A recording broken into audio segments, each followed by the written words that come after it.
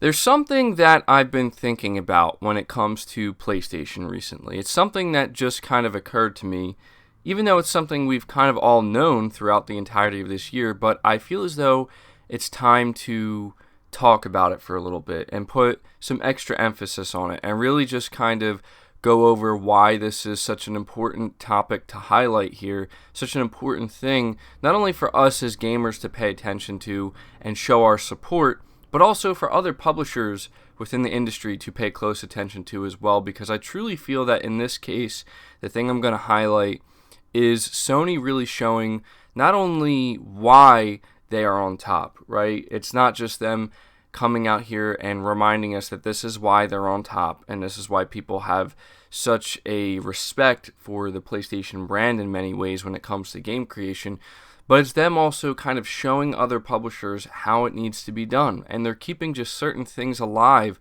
within the gaming industry that I think a lot of gamers like myself and many others really are just gravitating to. Because it's something, again, that not many other publishers, especially their main competition with Xbox, publishers like Microsoft just aren't doing this. They're just not doing this. And what am I talking about here? What is it that I'm trying to highlight? I'm trying to highlight the fact that in 2019, we are getting two brand new AAA IPs from Sony and their studios and their partners. And that is kind of crazy if you think about it. And I just didn't really put it together, I guess. Like, we've all known this, right? Like, we knew that Days Gone was a new IP from Ben's studio earlier this year. And we know that Death Stranding is a new IP from Kojima Productions. Earlier this year, we didn't know that we were going to be getting Death Stranding in November. But now that we do know, I sit back and I think, wow, two new AAA IPs, brand new AAA IPs within 1 year from Sony. And I don't believe it's the only new IP as well. If we're talking about some smaller games as well, Concrete Genie, I think, is actually a new IP as well. But for the sake of this video, I just want to kind of highlight Death Stranding and Days Gone specifically, because what people need to understand is that Sony is actually taking some serious risks here that I don't think people fully understand how risky and how rare it is for a publisher who is obviously trying to make money off of the games they make, for a publisher to not only greenlight and release one new AAA IP within a year, but two. It's kind of crazy. Now, I understand that there's going to be some people who say that, well, MBG, is Sony choosing to partner with Hideo Kojima and Kojima Productions for Death Stranding, is that really considered a risk? Because we know the pedigree of Hideo Kojima within the gaming industry. And with that, I say, yeah, it still is a risk, and we need to acknowledge that. Just because Kojima does have a great track record does not guarantee that Death Stranding is going to be a massive hit. Although it is certainly something that I believe Sony wanted to pursue and they were eager to pursue because they've worked with Kojima in the past and they have a good relationship, and we do know that Kojima is a very capable game developer and director, and he is just on a different level in some ways when it comes to his game creation and the themes he tries to inject into his games, and you just don't see it very often. But make no mistake that what Sony is doing with Death Stranding and what Sony is allowing Kojima to do exclusively for their platform, it is risky. It really is. I believe there's a lot of investment on Sony's side here. There has to be. I mean, how else would the deal have gotten made, right? Because you know that Hideo Kojima, when he was a free agent, was probably getting calls left and right from everybody within the industry. But maybe not. And again, that's where the risk factor is. Imagine Kojima pitching a game like Death Stranding pretty much saying, I don't know what this game is. You know what I mean? There's probably a lot of publishers who are just going to be like, you know what? We don't want to take that kind of risk. And when you think about Days Gone, even though to some people Days Gone may not be the biggest or the best game in the world or even the most original game, I totally understand that.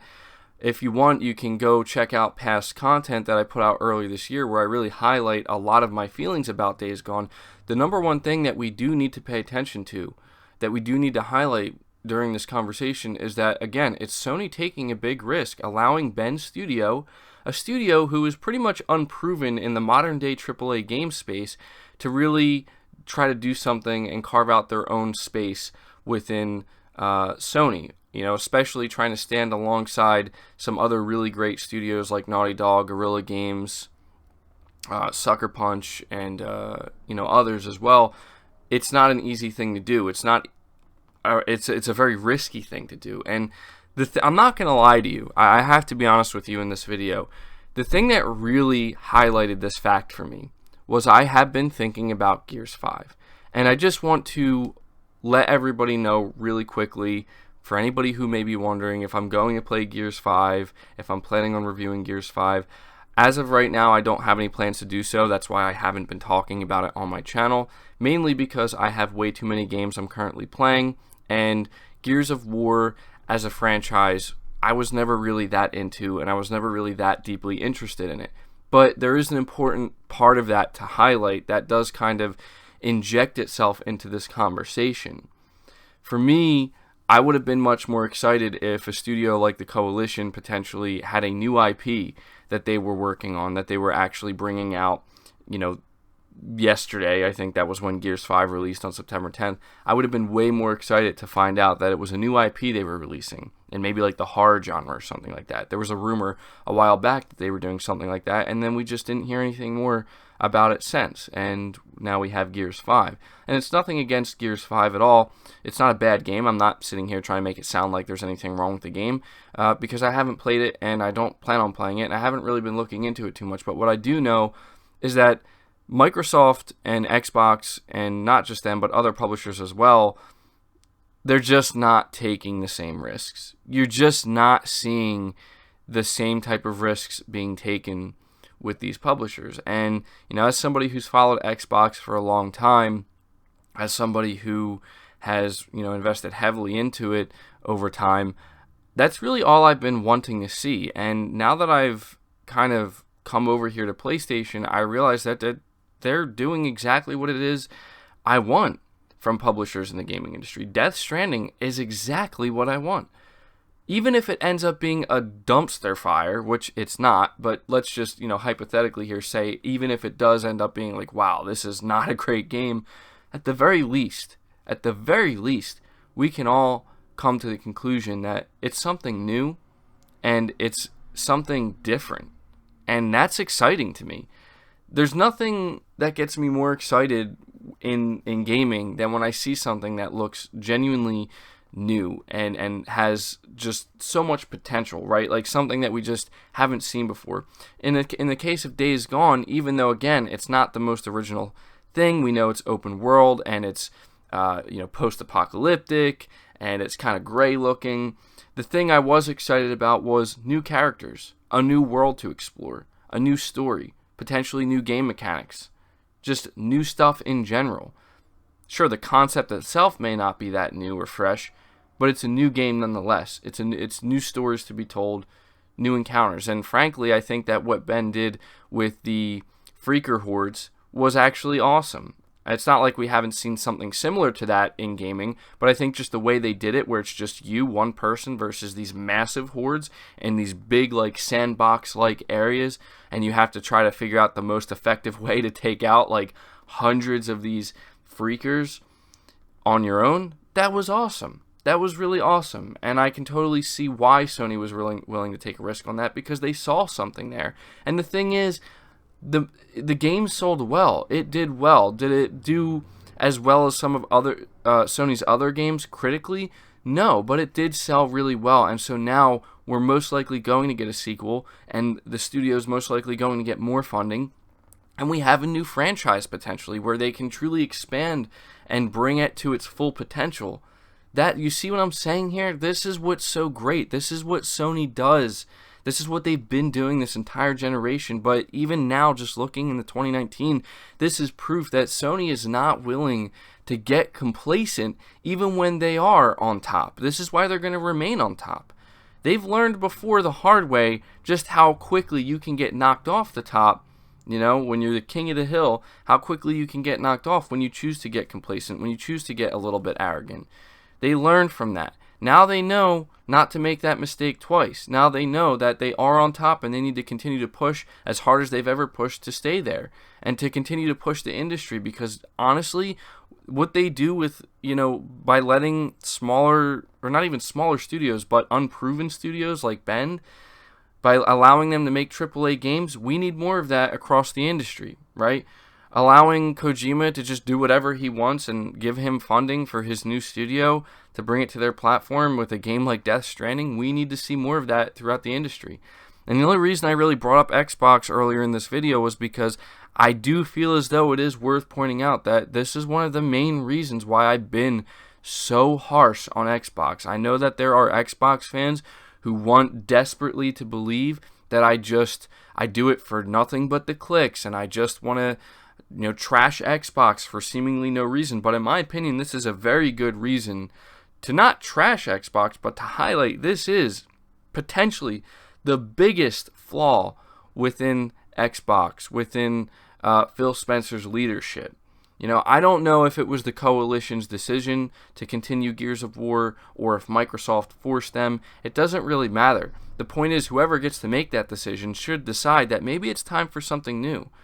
I feel like Gears of War, frankly, there'd be more hype surrounding it if it just kind of went away for a little bit and then came back, right? Sometimes it's necessary for that to happen with franchises, not only so there can be actual meaningful innovation to the franchise, but also because it leaves room for something new, which is something that is always a good thing, even if it doesn't pan out the way we want it to. And this is, again, highlighting one of Microsoft's biggest flaws this generation, honestly, which is they've had potential with games like Sunset Overdrive, with games like Rise, even games like Quantum Break, right? Like these weren't the mega hit games that Microsoft was expecting them to be from day one, but they all had something in common. They all had a tremendous amount of potential that, the groundwork and the foundation is laid down. Now they can do something great with it if they choose to greenlight a sequel, but they didn't do that. They didn't. Instead, we only continue to see sequels to games that we have been expecting. And this is, my biggest issue with Xbox anymore, where I feel as though there's a reason why I had to sit here and highlight that. Look at what Sony's doing in 2019. 2 new AAA IPs within 1 year.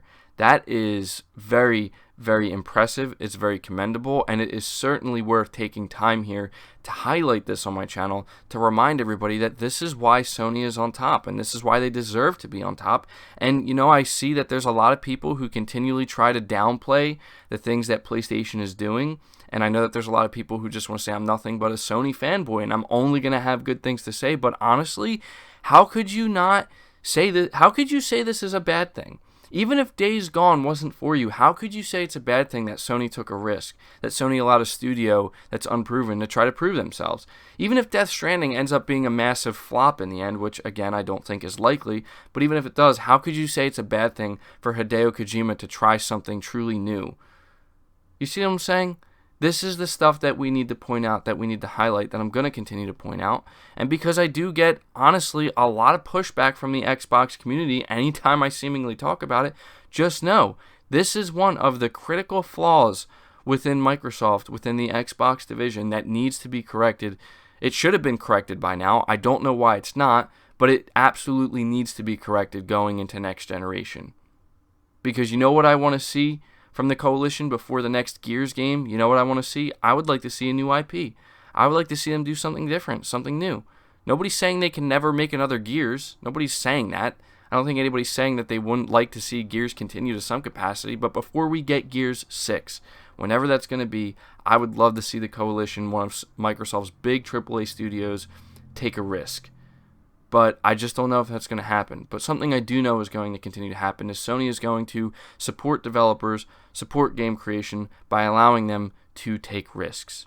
And that's really what this video is all about. So that does it for the video, guys. Let me know your thoughts about this down in the comments below. Be sure to leave it a like if you did enjoy it. And if you agree with what I have to say here, lets me know you guys not only enjoy the content, but you appreciate what I have to say here. Subscribe to the channel if you're new. Hit the bell notification icon and feel free to share this video out on top of all that. But until next time, guys, take care.